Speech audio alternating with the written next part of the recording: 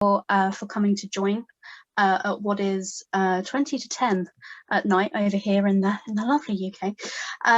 As Adara said, I am Dr. Samantha Mitschke. I'm a Holocaust theatre historian here in the UK. For ease, and because, let's face it, there are far too many consonants in my surname, if you want to ask a question or speak to me out loud, just call me Sam.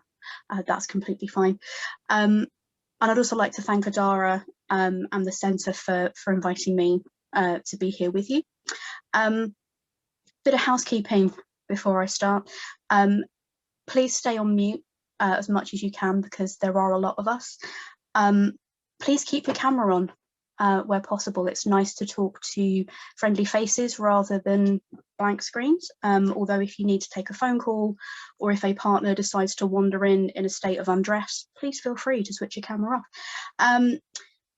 Please change your screen name to your first name and your even your full name, your institution, your city, your school, just so we can see, because obviously I'm over here in the UK. It'd be lovely to see where people are from, and for you guys to all be able to see just where everybody has come from to be with us.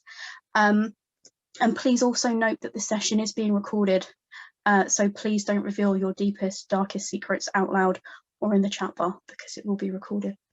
Adara, if you could bring up the PowerPoint now, that'd be great. Thank you, lovely.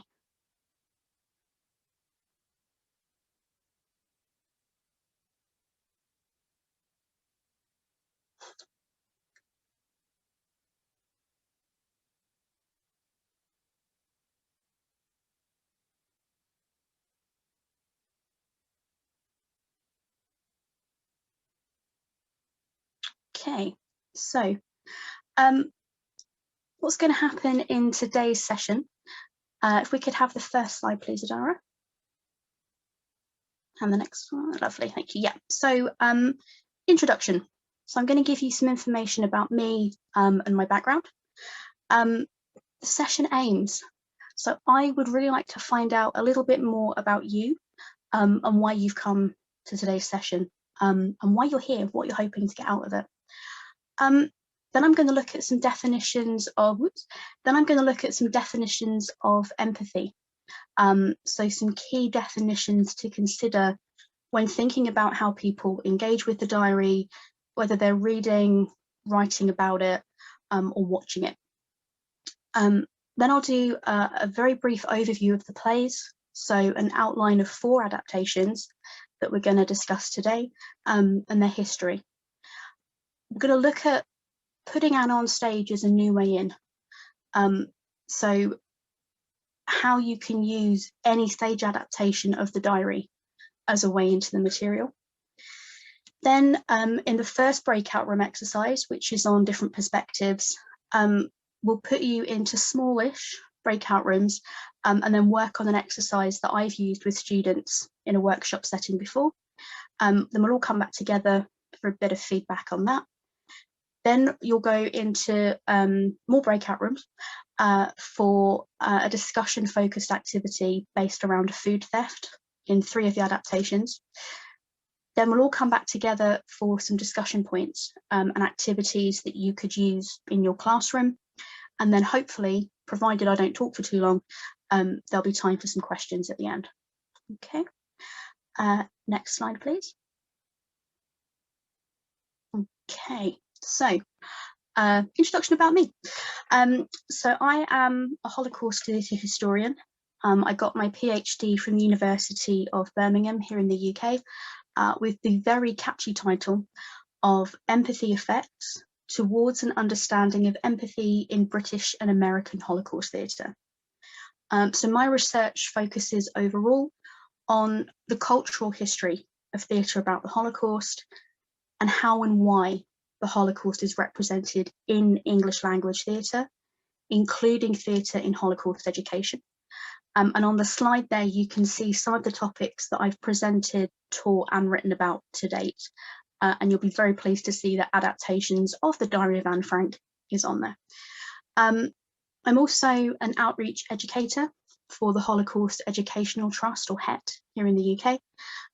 So I visit schools and I teach about the human impact and the history of the Holocaust, ranging from pre-war Jewish life to forms of resistance to was there justice after the Holocaust.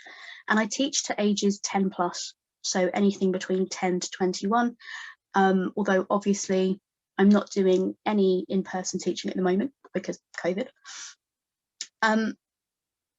Couple of things that you won't see on the slide. I'm also a playwright and a writer. So I'm currently working with a survivor of the 1994 genocide against the Tutsis in Rwanda to write her memoir. And I also work for the British Refugee Council as part of a team providing therapeutic support to separated asylum-seeking and refugee children that come to the UK. Quick note as well about the photo in the back of this slide. I don't know how well you can see it. Many of you will probably have heard of Antonie Nezabinska, also known as the zookeeper's wife. And she and her husband saved Jews by hiding them in their house in the Warsaw Zoo during the Nazi occupation. And to warn the hiding Jews that Nazi officers were approaching the house, Antonina would go to the piano and play a particular piece of music. And that photo was actually me sitting at her piano when I visited the zoo a few years ago. So, next slide, please, Adara.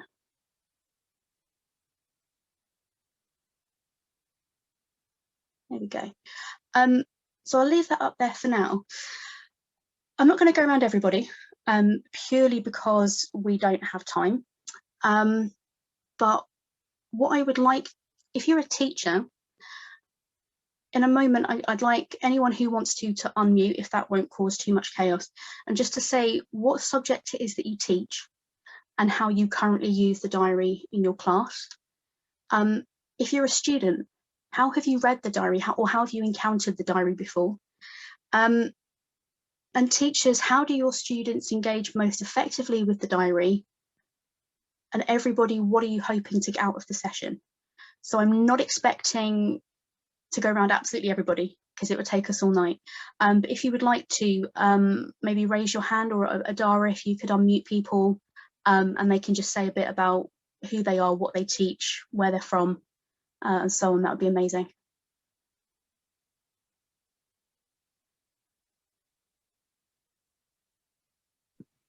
Can people unmute themselves? Lizette?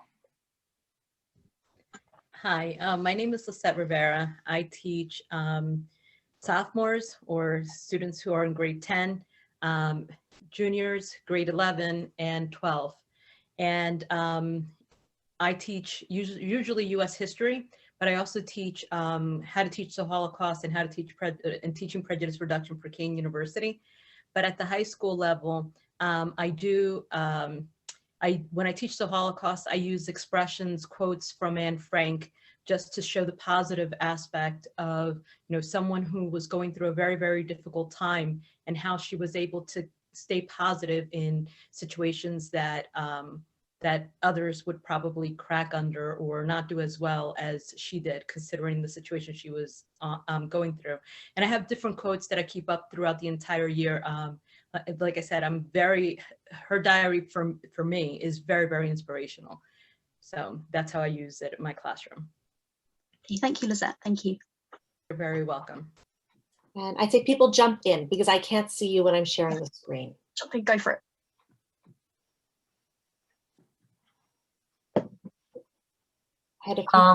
Hi, I'm Justin Hirsch. I teach English, English language arts at the high school level, but I also teach 6th and 7th graders at a religious school, which is mostly where my use of Holocaust materials are coming in. I'm doing a unit right now. To be honest, what drew me to when I saw this advertised was because I've been shying away from using the diary, because first of all, I met a friend once that convinced me that reading somebody else's diary is wrong, even if she's been gone for a long time. But more importantly, I felt like growing up, it was always something that we read, but I don't know if outside of some of the, dare I say, standard lessons using it, did I truly understand every best way to use it. So what drew me to this this opportunity was to see if maybe there is a way that that I missed when I was younger, that I can start bringing it back into my lessons with this new information.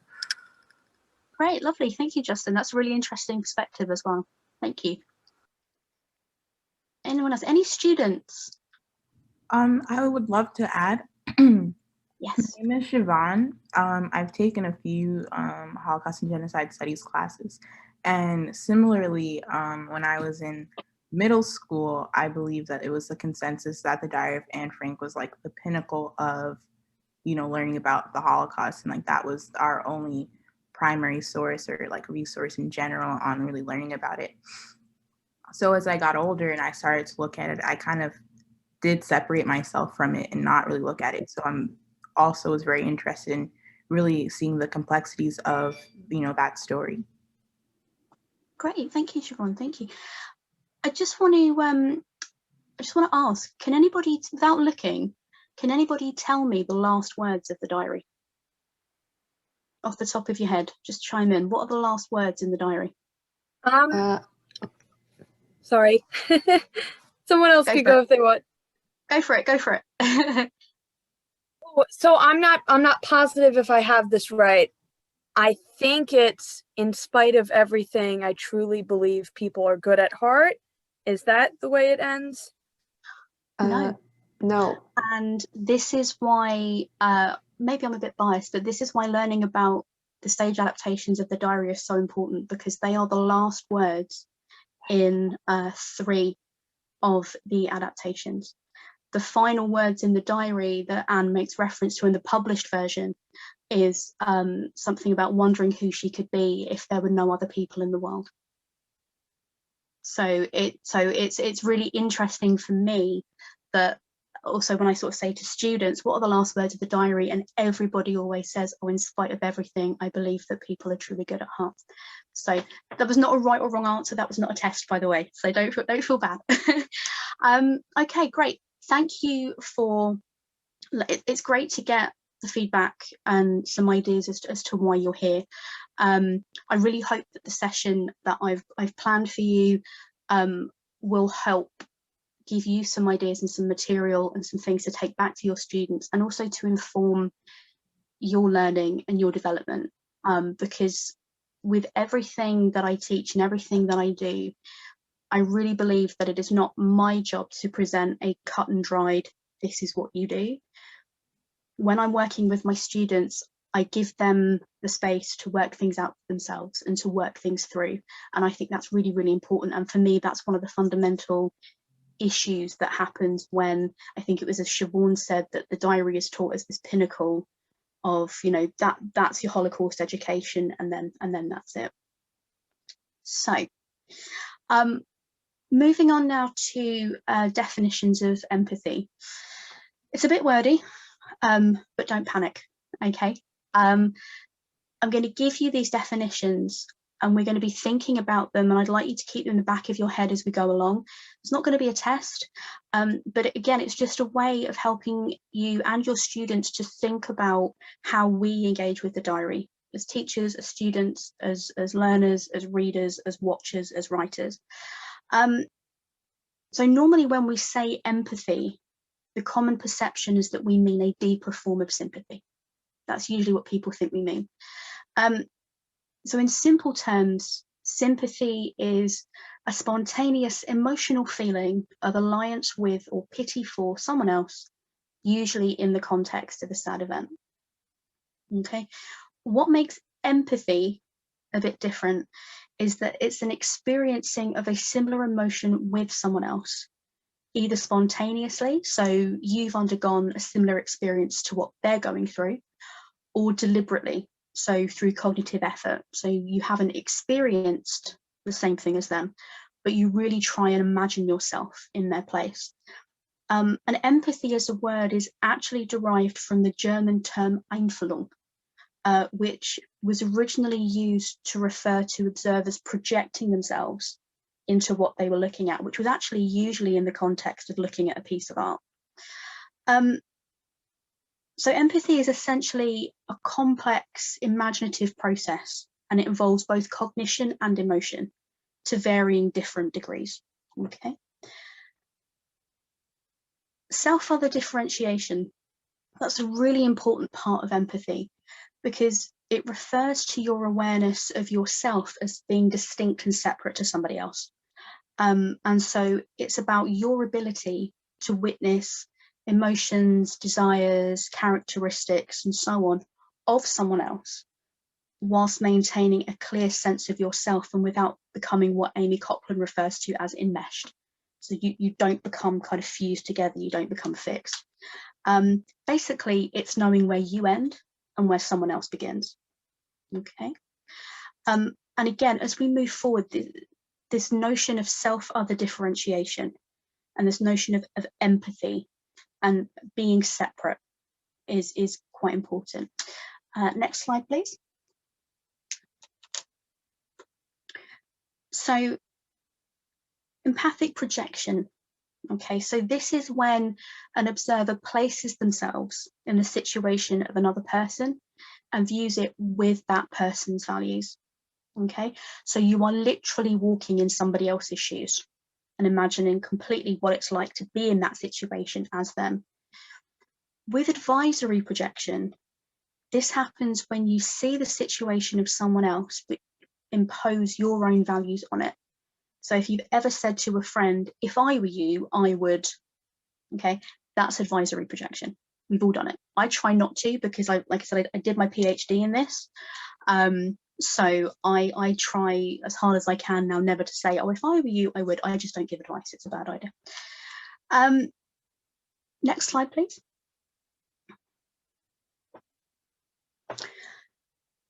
So in short, when you empathize, you imaginatively put yourself in someone else's shoes, but, it's a big but, your own experiences and beliefs will always influence your empathy to varying extents. You may not even be aware of it, but that is what happens.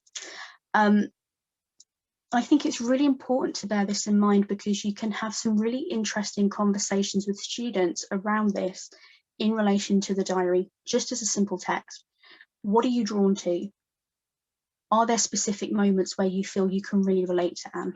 How, why, etc. So that is all to do with empathy. What have definitions of empathy got to do with stage adaptations of the diary? Quite a bit, actually. The ways that the adapters, that the playwrights experienced empathy with Anne had a massive influence on how they adapted the diary, on what spectators saw and continue to see, and how Anne is perceived in popular culture today. And I refer back again to what are the last words of the diary, the fact that everybody, to a fault, normally says, in spite of everything, I still believe. That's because of the play, the most widely known adaptation of the play by Francis Goodrich and Albert Hackett, which I'll come to in a bit. So what I'm going to do now is I'm going to start talking about giving some overviews of the plays, and I'm going to give hopefully a short but still quite detailed history of the first two stage adaptations. It is quite a long story, and I did do quite a lot of research on it for my PhD. I went to Boston University, was looking at the archives. It's been quite the experience to try and condense it down into something fit for human consumption. So please bear with me, okay? So I'm going to presume, rightly or wrongly, that everyone knows the history of how Otto Frank was the only member or only occupant of the secret annex to survive the Holocaust, returned to Amsterdam, and was ultimately given Anne's diary by Mitschke. So the diary was first published in Dutch in 1947, and in 1950, a Jewish American writer and journalist called Maya Levin was given a copy as a present by his wife. That was a decision that she would later come to regret very, very bitterly. I corresponded with her. Unfortunately, she died a few years ago, but I corresponded with her about her experiences with her husband and the diary. and she recalled that at one point in the middle of a bitter argument, she hurled at him, "It's me or Anne Frank." So that gives you an idea of how bad things got. Next slide, please. So Levin was a Jewish American writer and journalist, and he was a battle correspondent during the war. So he was one of the first Americans to see the newly liberated concentration camps, including, and he later realized the horrible significance of this was that he'd actually been at Bergen-Belsen, and he was transformed by what he had seen, and subsequently felt a really urgent need to tell the story of the Holocaust. But at the same time, he felt that only those who had suffered from the Holocaust directly had the right to tell that story. And in his 1950 autobiography called In Search, he said that someday a teller would arise from amongst themselves. So Tereska, his wife, knew about his desire to tell the story. She got him a copy of the diary. He read it, and he said that he fell in love with it. So he wrote to Otto Frank and suggested that they write a play and or a film. And Otto was initially hesitant. You know, how are you going to make a good play out of essentially 8 people sitting in a room in silence for hours on end? But eventually he agreed. So Levin became Otto's unofficial literary agent. In June '52, he wrote a glowing review for the New York Times. And so great was the impact of that review that it actually led to the diaries selling out. They only printed 5,000 copies at first. People read Levin's review, they rushed out to buy it on the release date. It sold out within hours, and thousands of copies were being rushed through in a rush print job. So after this, Levin told Otto that he wanted to focus solely on writing the adaptation for the stage. And Otto said that was fine. He wanted Levin to do it to guarantee the idea of the book. But already we kind of start to see a little bit of a struggle between their ideals, because Levin wanted to use Anne as a Jewish example of the results of hatred and persecution, and Otto wanted a universal Anne, and he made his views very clear. He wrote to Levin, "It is not a Jewish book, although Jewish sphere, sentiment and surrounding is in the background. It is, at least here, read and understood more by Gentiles than in Jewish circles, so do not make a Jewish play out of it." So a producer was chosen, but she didn't like Levin's first draft and said that it didn't have enough potential for him to continue working on it. She suggested that he approach another producer, but that producer also rejected the script. And at this point, Levin was beginning to get desperate, and Otto was beginning to lose confidence in Levin's script. The script was then sent to various producers who all rejected it.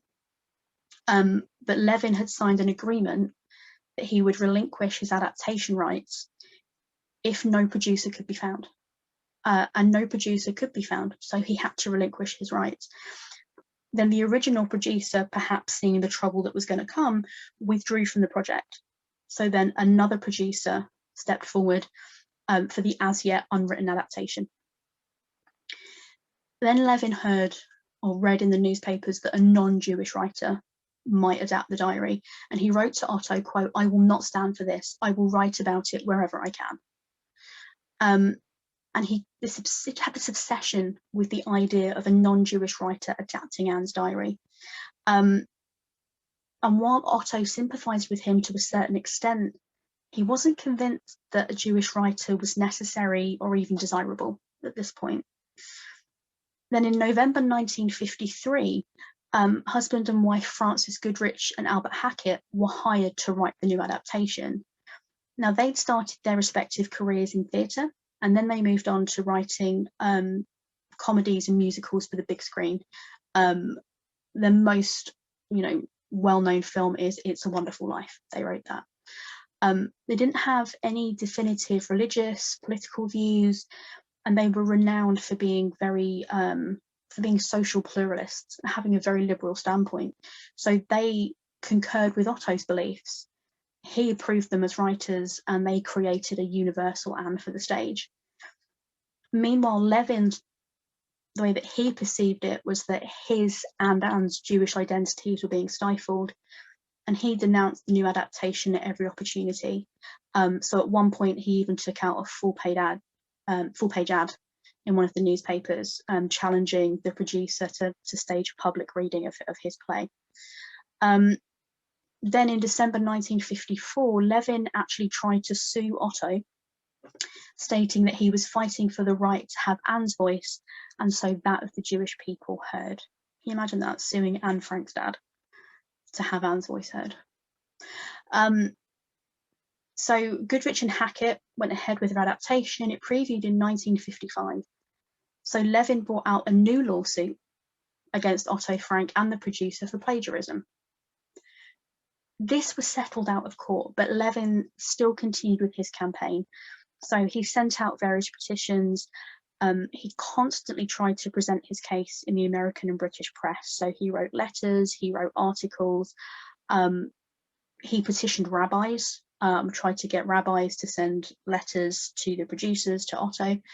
And at one point, Levin even questioned if Otto had survived Auschwitz at the cost of his family's lives, and implied that Otto had sacrificed them to save himself.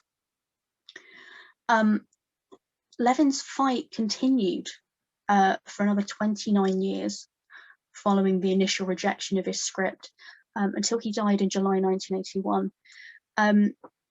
He revised his play a lot from when it was initially rejected. So in 1967, it was staged, briefly staged in Hebrew in Israel, but it wasn't performed in America in English until 1983, and then again in 1991, and it has not been staged since. Goodrich and Hackett's The Diary of Anne Frank won a Pulitzer Prize and a Tony Award, and is regularly performed still by amateur and professional theatre companies throughout the world. Okay. So the empathy of Levin and Goodrich and Hackett was shaped by their experiences and their beliefs. And this is demonstrated by the overall quote unquote message that they wanted their plays to convey. For Levin, Anne's story was about the struggle of Jewish identity and the consequences of anti-Semitism, racism, prejudice in the context of the fate of Europe's Jews.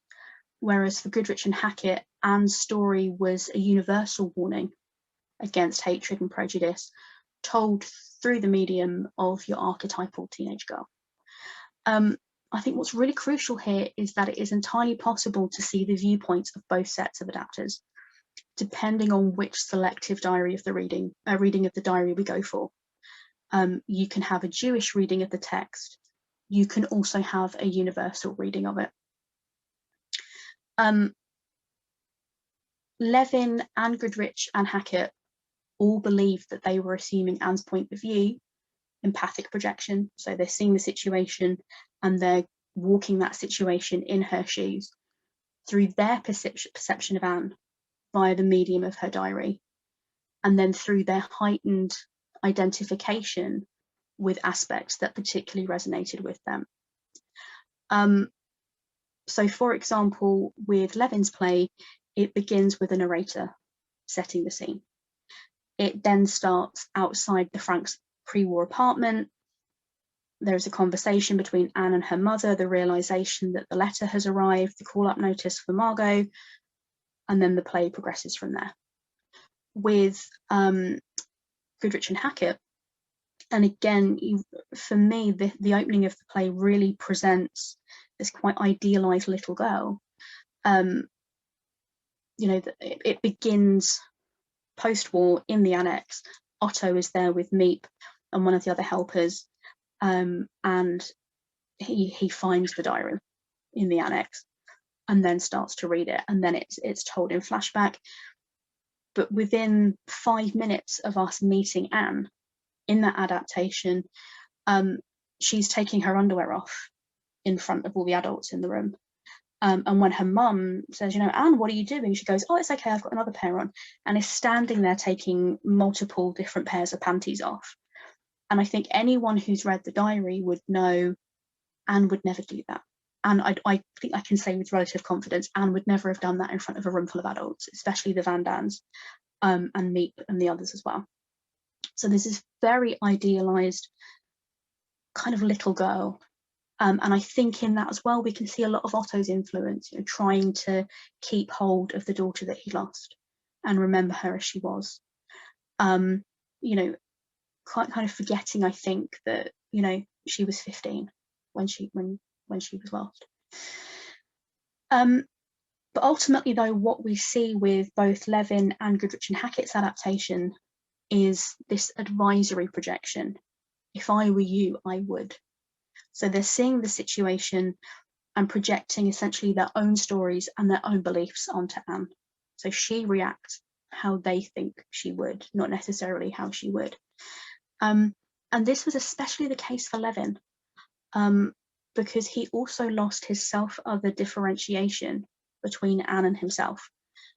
So for instance, when his script was rejected, he felt that it was both he and Anne who were being victimized. Not just, oh, they don't like my script, but he sued Otto on the grounds of you're stifling Anne's and my voices. Okay. Can we have the next? Yep, perfect. Okay. So then in 1997, Wendy Kesselman readapted the Goodrich and Hackett text, so 45 years later. And this was after the producers had seen an announcement saying that Doubleday was going to be publishing the definitive edition of the diary and including material that had previously been cut out of it. Very famously, it had Natalie Portman in the title role. That in itself attracted quite a lot of criticism. And a lot of the criticism levelled at Natalie Portman was that she portrayed Anne again as very childlike and much younger than her years. At one point, a critic complained that she was laying on her front writing in the diary with her heels kicking in the air like a 4-year-old. Even so, the play was nominated for a Tony, much less romanticised and sentimental than Goodrich and Hackett's version, still somewhat idealised. There was, however, an increased focus on Jewish identity, and when reading the plays, I think it comes in at about a 50-50 split between the universality and the more Jewish aspects of the play. Did Kesselman use advisory projection or empathic projection? It's really difficult to know, because Wendy is a very private lady, and there is very, very little information available about her.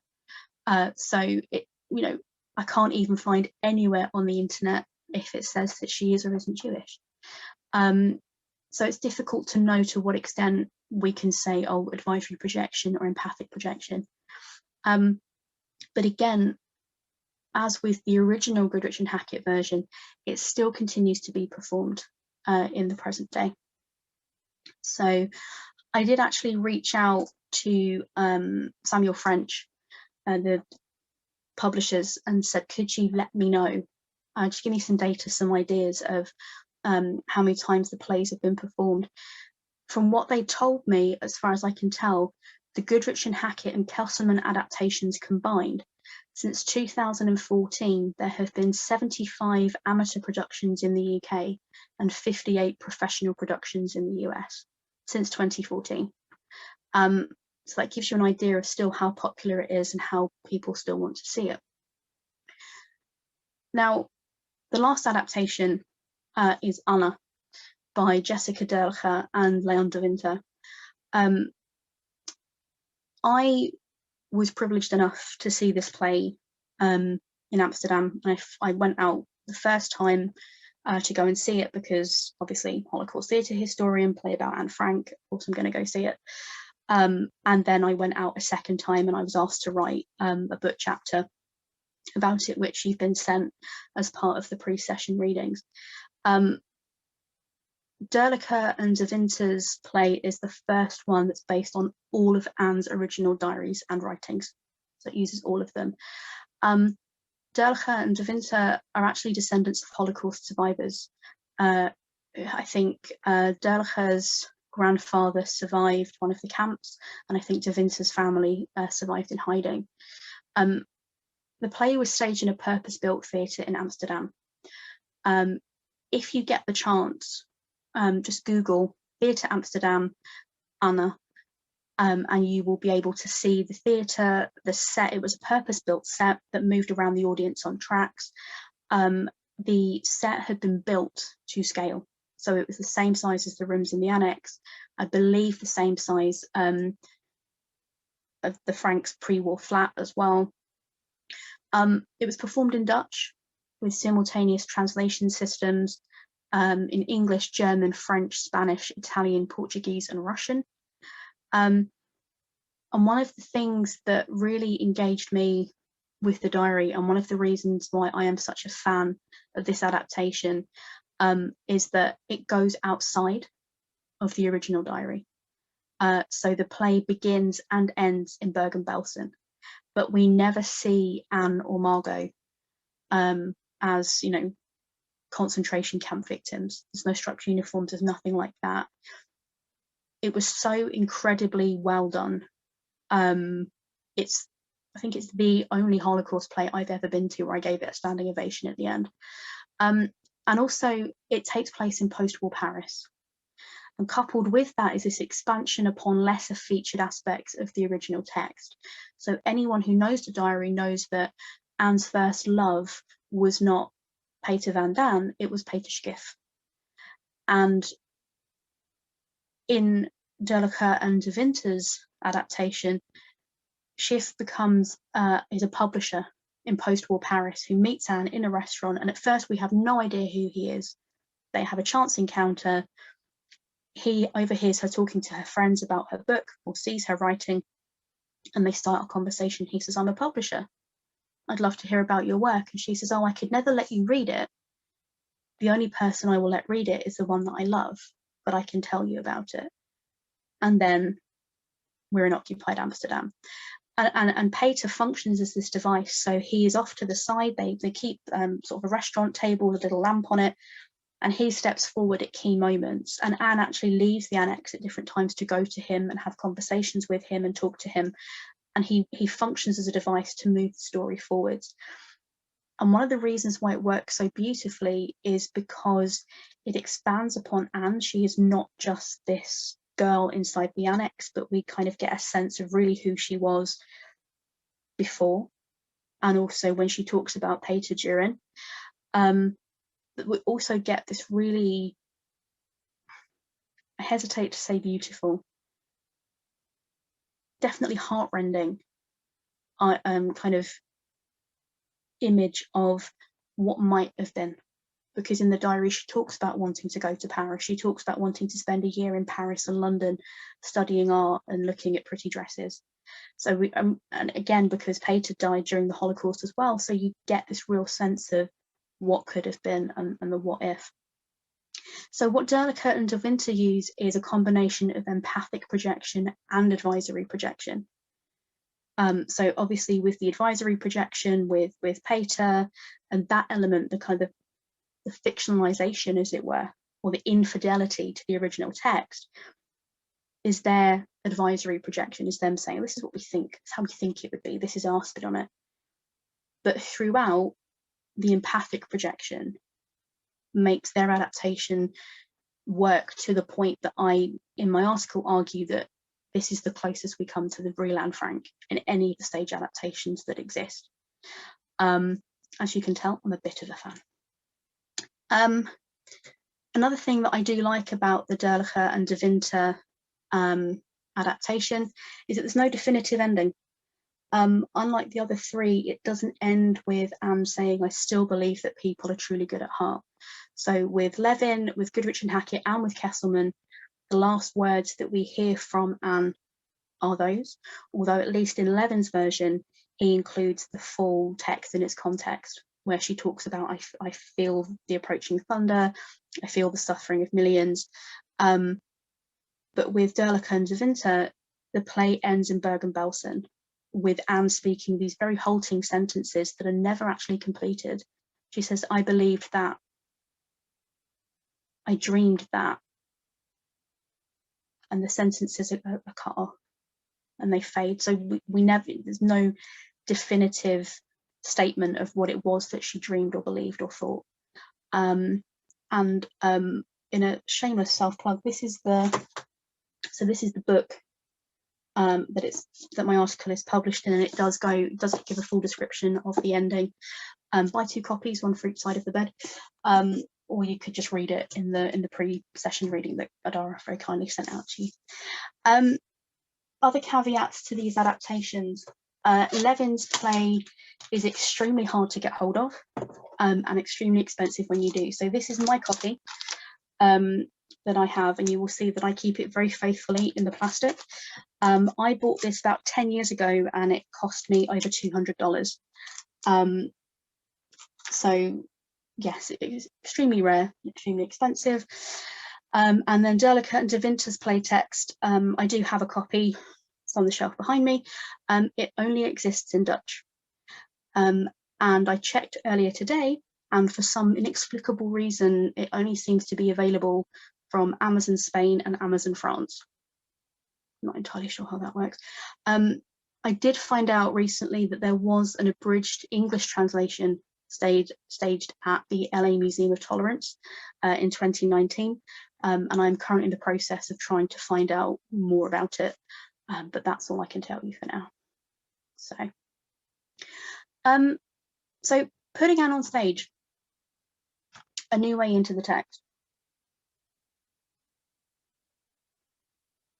A key way to do it, I think, is to get students to think about resources, production values, and production roles. And by that, I don't mean the acting roles, but all the roles that are necessary for a production to go ahead. It's definitely a much more hands-on approach. And it's a way to get students really thinking about what life for the annex occupants was like without being as blatant as, let's imagine that. So first off, dramaturgy and historical research. So you can see on the slide here that what I've got are in italics. I've put down what kind of role, what function this has in terms of an overall production, and its essential usefulness. So for example, what were the outside events that coincided with Anne's descriptions? So what's the historical background? What can we find out? What can we learn about what life was like? What was happening in the rest of Holland and Europe as the events in the diary unfold? What was life like in Amsterdam outside of the annex? So what was life like for the helpers, which will help with character research? Can the students find recordings or transcripts of the news broadcasts that the annex occupants listened to? Can they find copies of the Nazi decrees? Can they find a copy of the letter that was sent to Margot? What can they find out about Westerbork? So for example, this is all really useful for things like sound effects. If you hypothetically said, okay, let's go ahead as if we were going to stage a production of the diary, what would we need to think about? Okay, sound effects. Shall we have this? Shall we have this? Shall we have this sound effect? What do we need to put in the program notes, for people to read while they're waiting for the curtain to come up, that kind of thing. Next slide, please.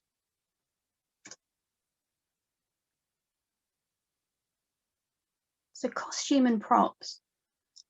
Things like, what clothes would the annex occupants have worn at different seasons? How would the clothes look and feel as they wore out?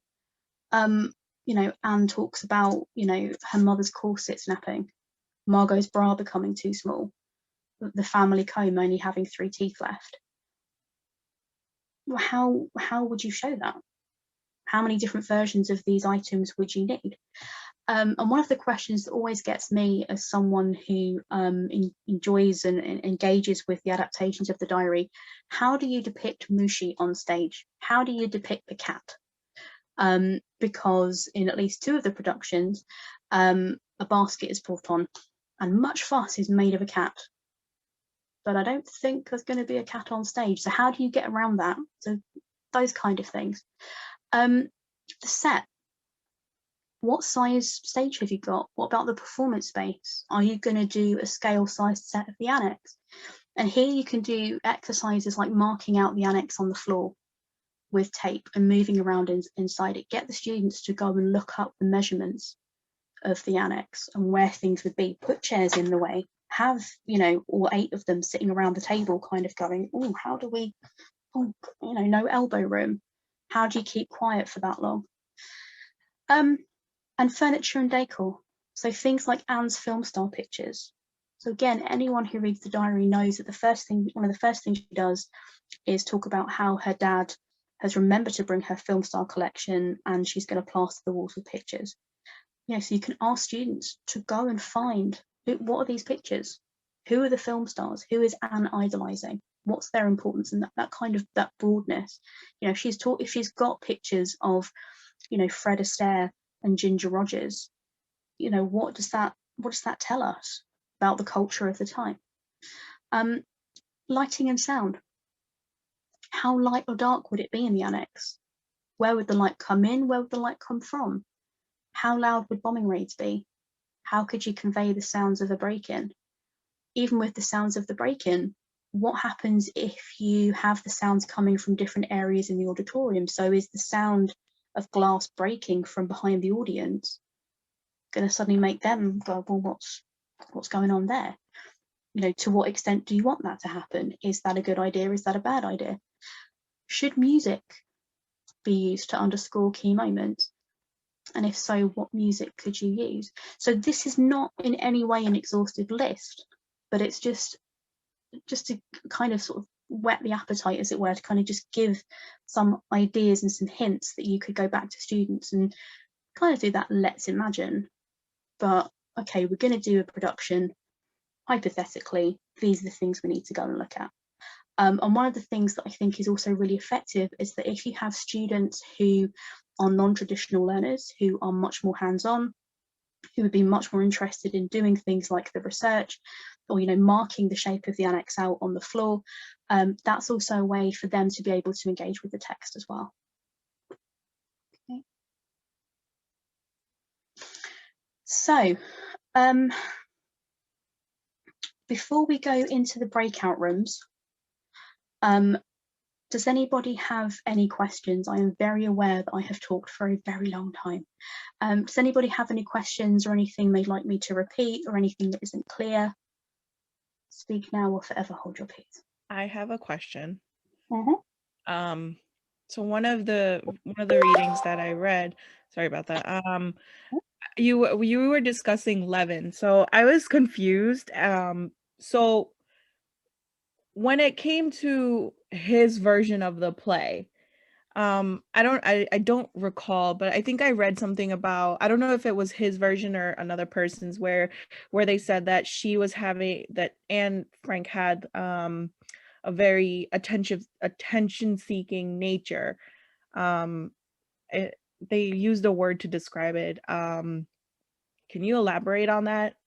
I'm a psych major, so I was just trying to understand from like a psych perspective, because there's a lot of, you know, I read her diary in middle school, and it was the introduction was written by Eleanor Roosevelt, I think that was her name. So that was the one that I read, and I learned about it in the 5th grade. So I've kind of followed along with her, mainly her family, and a lot of other people whose names I am not even going to try to pronounce. But now that, you know, I became a psych major and learning about all these theories and mental health illness, so I see that she was always trying to seek attention, and mainly her, like, from her father. She was trying to get that. So I was just wanted like an elaboration on that. I forgot whose version of the play it was, though. I thought it was Levin, but I'm not sure. Yeah, no, I mean, so the thing is Anne, at the start of the diary, Anne is a spoiled brat. In the text, she is obnoxious, she is petulant to her sister, she is rude to her mother, she is an attention seeker. If you just read it as essentially as an adult and look at it now. At the time, I remember I read it when I was a kid, and I was like, yeah, like, you know, oh yeah, of course she's gonna hate her sister and not go with her mum, and you know, sort of read it as an adult and went, wow, she's really obnoxious. She's a brat. So there is that element in the plays. They do explore it, and she sort of has conversations usually with Otto, who she calls Pim, and she talks about, you know, oh, I know I'm a really nasty person and I shouldn't have spoken to mother that way, but I couldn't help it. Oh, dad helped me. So you kind of get this sense of she's living in hothouse conditions. So she can't go out and, you know, sort of like stamp her foot and swear and, you know, blow steam with her friends. So you kind of really get this sense of her living in hothouse conditions.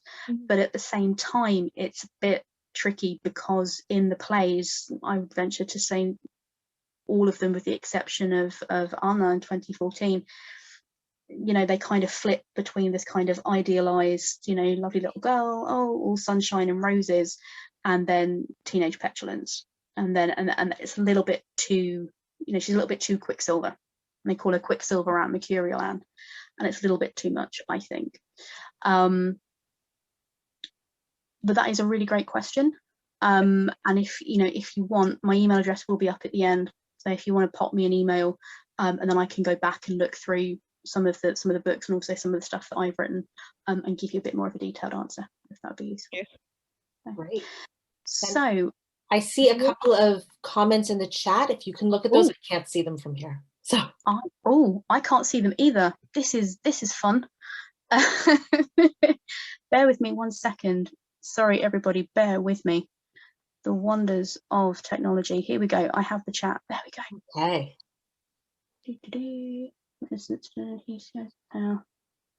Yep, there you go. Why is this good to know for critical citizenship? Ooh, great question. Educator. Yep, so just people just saying that they're here. So yes, that's a really good question there in terms of critical citizenship, and I'm going to have a think about that because that's a really good question. So what we're going to do now is, by the power of the wonder that is Adara, I'm going to pop you into breakout rooms for 5 to 10 minutes. I will leave it up to Adara to decide. This is an exercise that I've done with students in a workshop setting before. And what it does is it looks at how do scenes or episodes in the diary change if we look at them through the eyes of others. So it's not just Anne. So, could we go back to the previous slide, please, Adara? Not quite ready yet. So yeah, so you notice, I'm not, sorry, can we go back to the breakout rooms one? Sorry, my phone is being very slow. Yeah, so for example, one scenario, you notice that the boy you like seems to be looking at you much more than he normally does. You can't say anything directly to him about it because your families are around. Try and arrange to meet with him in private later without arousing the suspicions of any parents. So obviously that scenario is from Anne's perspective. And then you notice that your sister and your male friend seem to be growing closer, which could make things awkward. As tactfully as you can, speak with your sister and try to find out what's going on. And obviously that's Margot. Next slide, please. There we go. So in your breakout rooms, which shall be assigned at random, discuss some situations in the diary that you think would be useful and interesting for your students or for your class to look at from different perspectives. So for example, Mrs. Van Daan flirting with Mr. Frank. Jot down some possible scenarios for your students or your class to improvise, and within your room discuss what you think would be challenging and engaging about this exercise in using it. Okay. So Adara, it's over to you now, the technical wizardry.